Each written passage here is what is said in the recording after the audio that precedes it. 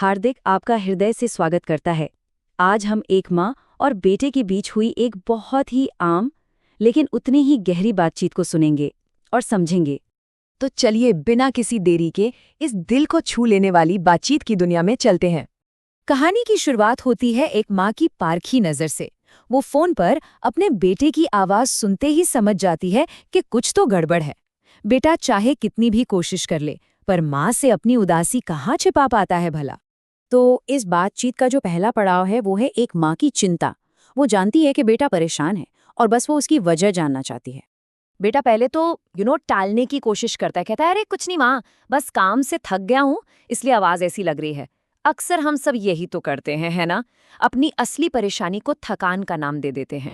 पर माँ तो माँ होती है। वो इतनी आसानी से मानने वाली कहाँ थी। बड़े प्यार से लेकिन पूरी मजबूती से पूछती है, तकलीफ क्या है, मुझे बताओ। और यही वो सवाल है जो बेटे के लिए अपने दिल की बात कहने का दरवाज़ा खोल देता है। और बस इसी एक सवाल के साथ हम पहुंचते हैं बेटे की असली परेशानी की जड़ तक, यानी आशा का भार। और फिर बेटा जैसे फट पड़ता है। उसकी आवाज़ में निराशा साफ झलकती है जब वो कहता है, माँ किसी से कोई उम्मीद ही नहीं रखनी चाहिए। ये एक ऐसी फीलिंग है जो मुझे लगता है हम सबने कभी ना कभी महसूस की है। अच्छा, तो समझते हैं कि वो ऐसा क्यों सोच रहा है। वो बताता है कि उसे अपना हर काम अकेले ही करना पड़ता है।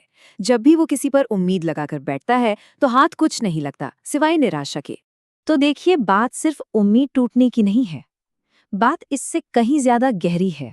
बात है बदले की अपेक्षा की। वो एक बहुत ही सीधा और जायज सवाल पूछता है। अगर मैं दूसरों के लिए काम करता हूँ तो क्या दूसरों को भी मेरे लिए काम नहीं करना चाहिए? ये सवाल उसके मन के अंदर चल रहे संघर्ष को दिखाता है, जो इंसाफ और बराबरी की चाह से पैदा हुआ है। अब ये जो है ना, ये बेटे की दुविधा को बिल्कुल साफ साफ दिखाता है।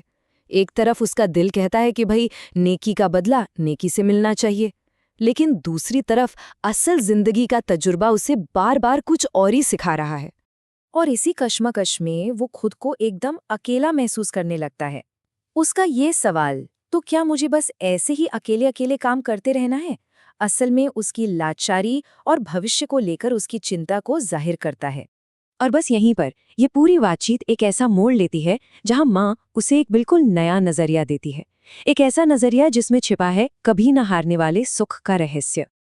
माँ उसके दर्द को समझती है, बिल्कुल समझती है। वो कोई लेक्चर नहीं देती, बल्कि बहुत शांति से एक सरल लेकिन बेहद ताकतवर रास्ता सुझाती है। तो सबसे सबसे जरूरी बात, माँ कहती है, अगर हम अपने जीवन में बस दूसरों से उम्मीद रखना छोड़ दें तो दुनिया की कोई भी ताकत हमें दुखी नहीं कर सकती। जरा सोचिए, इस एक लाइन में मन की शांति का कितना बड़ा राज छिपा हुआ है। और देखिए, इस सलाह को अमल में लाना कितना आसान है। बस 2 ही तो कदम हैं। पहले तो ये पहचानना कि हम दूसरों से क्या-क्या उम्मीदें लगा बैठे हैं, और फिर इस जिद को छोड़ देना कि वो हमारी उम्मीदें पूरी करें ही करें।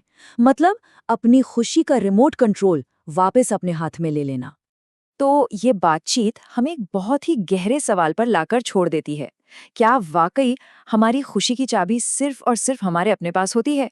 क्या दूसरों से उम्मीदें छोड़ देना ही हर दुख का इलाज है? इस पर सोचिएगा जरूर।